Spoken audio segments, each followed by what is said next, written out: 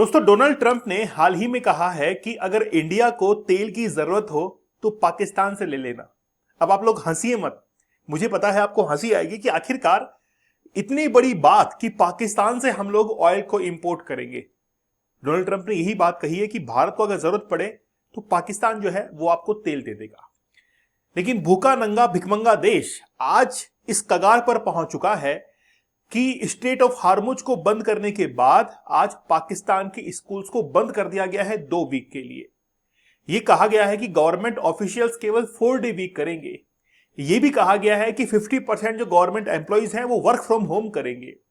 यहां तक कि यह भी कहा गया है कि अगर तुमको छुट्टी की जरूरत हो तो घर पे रह जाओ, आराम से आपके पास में आपकी सैलरी पहुंच जाएगी। लेकिन हमारे पास में इतना तेल नहीं है कि हम आपकी गाड़ी के अंदर तेल डला दें और आप ऑफिस के अंदर आ सके।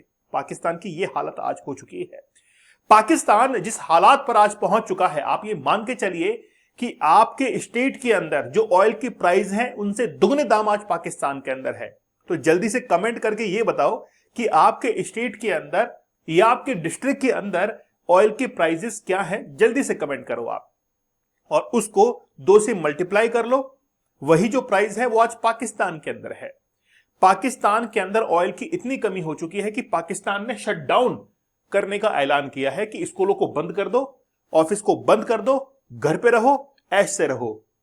आप मुझे बताओ कि ये जो पाकिस्तान है कल को भारत से लड़ने को तैयार हो रहा था, आज खुद के पास में तेल नहीं है और इसके तेवर देखो कि हमारे पास में न्यूक्लियर बॉम्ब है। तुमने न्यूक्लियर बॉम्ब तो बनाया लेकिन अपनी इकोनॉमी को स्ट्रांग नहीं किया। आज पाकिस्तान के पास में केवल 26 to 28 26 से 28 दिन का तेल ही बचा है। बाकी सब कुछ खत्म, खाया पिया और फेंका।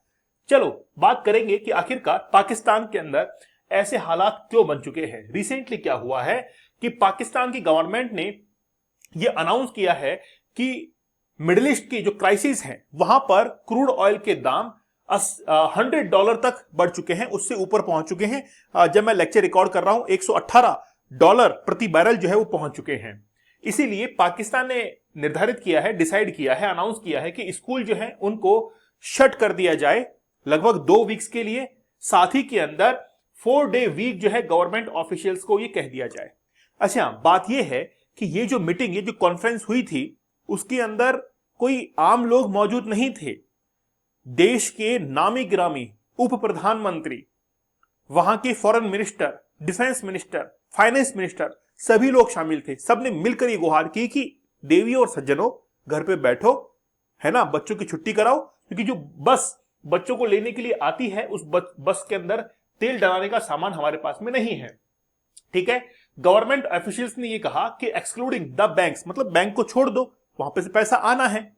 ठीक है, will operate 4 day a week, केवल 4 दिन के लिए आप सप्ताह में आइए। टू सेव फ्यूल, केवल तेल को बचाने के लिए।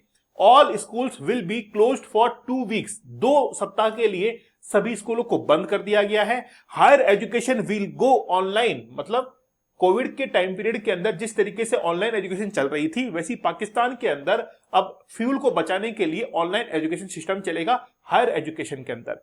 Prime minister also announce that in the next 2 months, अगले 2 महीने के अंदर the government departments will receive 50% cut in fuel allocation, मतलब जितने भी गवर्नमेंट के डिपार्टमेंट्स हैं उनके अंदर जो फ्यूल अलोकेशन होता है उसको भी हम लोग 50% कम कर देंगे। ये पाकिस्तान की हालात जो है वो आज बन चुके हैं।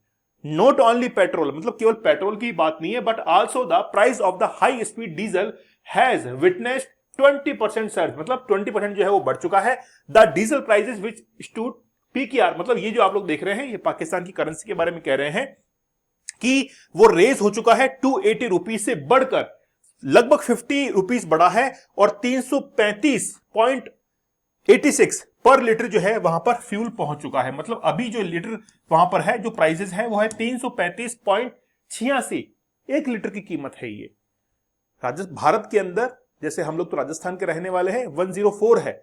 आप बताइए आपके स्टेट में कितने ऑयल के प्राइसेस हैं। कई बार मैंने ये भी देखा है कि राजस्थान स्टेट के नजदीक ही नेबरिंग स्टेट है हरियाणा, वहां पर जो पेट्रोल के प्राइसेस है वो 94 है।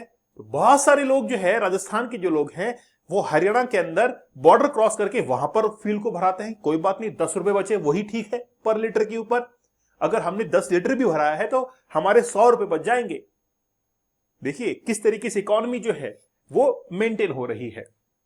चलिए, बात थी शुरुआत की कि पाकिस्तान से हम लोग तेल ले लेंगे। ये बात किसने कही? डोनाल्ड ट्रंप ने कही कि ट्रंप ने रिसेंटली अनवेल किया है कि पाकिस्तान के पास में मैसिव ऑयल रिजर्व्स हैं। मैसिव शब्द देखो आप, कितना भारी भरकम शब्द काम में लिया गया है कि मैसिव है ना। और कह रहे हैं कि maybe they will sell to India, मतलब ये इंडिया को क्या कर देंगे? सेल कर देंगे, बेच देंगे, इतना तेल है।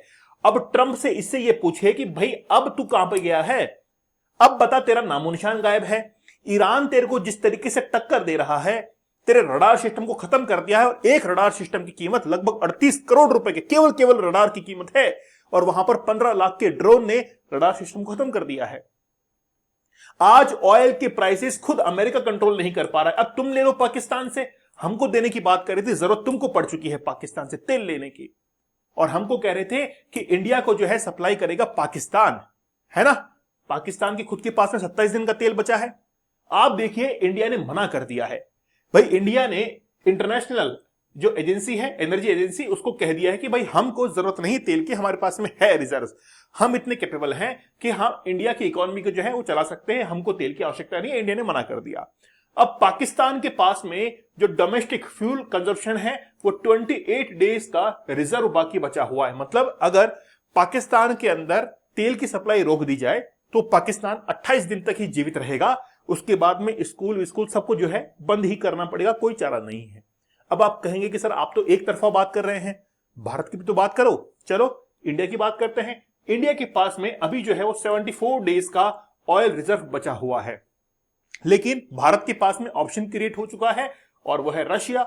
रशिया ने कहा कि तुमको जितना लेना है वो हमसे लो, और साथ ही के अंदर जो पेमेंट करना है वो रुपीस में कर देना, ताकि कल को हम इंडिया से कुछ इंपोर्ट करेंगे तो हम जो है वो पैसा वापस से आपको लौटा देंगे। तो भारत के लिए सबसे अच्छा मित्र कौन सा है? वो है रशिया। और ये जो कहते हैं कि रंग बदलने वाला विषधारी जो नाग है वो कौन है? वो है अमेरिका। अमेरिका कोई खासा, देखिए आप देखिए, टेक्नोलॉजी के अंदर अच्छा है, इकोनॉमी के अंदर अच्छा है, बाकी सब जो है वो खत्म मामला है। अमेरिका का कल्चर बिल्कुल करप्ट है, वहां का बिल्कुल करप्ट कल्चर है। आज इंडिया के अंदर हम लोग इमोशंस से जुड़ते हैं। अगर आज आप गंगा घाट पर जाते हैं, वहां पर कोई भी मदद आपको जरूरत पड़ती है तो कोई भी व्यक्ति वहां पर आकर खड़ा हो जाता है कि यार ये लीजिए, हम आपकी मदद करते हैं। अमेरिका में ऐसा नहीं है। अगर आप ये उम्मीद लगाकर अमेरिका में जाएंगे कि अमेरिका के अंदर कोई व्यक्ति हेल्प करेगा, वहां पर पड़ोसी को नहीं जानता है। समझ रहे हैं आप? तो इंडिया जो है वो अभी सेफ कंडीशन के अंदर है। पाकिस्तान पेट्रोल प्राइसेस, अब देखिए पाकिस्तान के अंदर जो पेट्रोल के प्राइसेस है वो 55 लीटर पर लीटर जो है वो बढ़ चुके हैं। अब वो लगभग 321 रुपए के अंदर क्या हो रहा है? सेल हो रहा है। डीजल 335 के अंदर अब वहां पर सेल हो रहा है। बहुत बेकार कंडीशन जो है वो पाकिस्तान के अंदर धीरे धीरे बनती हुई दिखाई देती है। कभी टमाटरों के दाम बढ़ते हैं, कभी आलू के दाम बढ़ते हैं पाकिस्तान के अंदर। अब पेट्रोल डीजल के दाम बढ़ चुके हैं। Why Pakistan increase petrol diesel prices? आखिरकार पाकिस्तान ने पेट्रोल और डीजल के प्राइस बढ़ाए क्यों? क्या पाकिस्तान ने खुद से बढ़ाए? नहीं। आईएमएफ ने यह कहा कि भाई तुम्हारा जो है वो कर्जा है ना, तुम हमको पैसा चुकाओगे, तुम्हारे देश के अंदर कंगाली है, पेट्रोल डीजल सब चीजों के दाम बढ़ रहे हैं, तो तुम एक काम करो कि ये जितने भी रिसोर्सेज हैं जो डोमेस्टिक, जो डेली रूटीन में काम में आ रहे हैं, उनके प्राइस बढ़ा दो, ताकि उनसे जो पैसा आएगा, और बैंक को खुला रखना, कहीं बैंक को बंद मत कर देना, बैंकों को खुला रखना, ताकि बैंकों में जो पैसा जमा होगा उसका कुछ हिस्सा हमको दे देना। आईएमएफ के ऊपर जो लोन चल रहा है पाकिस्तान का, वो चुकाने के लिए आईएमएफ ने कहा कि तुम अपने पेट्रोल डीजल के दाम बढ़ा दो, नहीं तो तुम हमारी उधारी कैसे चुका पाओगे। इसका मतलब यह हुआ कि पाकिस्तान के जो ऑफिशियल्स हैं, वो डिस्कशन हुआ between Pakistan officials and IMF delegation के बीच में डिस्कशन हुआ है कि भाई प्राइस जो है वो बढ़ा देनी चाहिए। मतलब पाकिस्तान आज खुद ये डिसीजन नहीं ले पा रहा है कि हमको ऑयल के प्राइसेस बढ़ाने चाहिए नहीं बढ़ाने चाहिए। वो डिस्कशन किसके साथ में कर रहा है? आईएमएफ के साथ में, क्योंकि वो खुद अपने डिसीजंस को लेने के अंदर कैपेबल नहीं है। अब मुझे जिस बात से सुकून मिला, वापस उस बात को दोहराता हूं कि आखिरकार पाकिस्तान में हुआ क्या है। ऑफिसों के बजाय घर से वर्क फ्रॉम होम करने और ऑनलाइन क्लासेस फिर से शुरू करने का प्रस्ताव है। कितनी अच्छी बात है, कितना जल्दी ये जो है अपने घुटनों पर आ गया।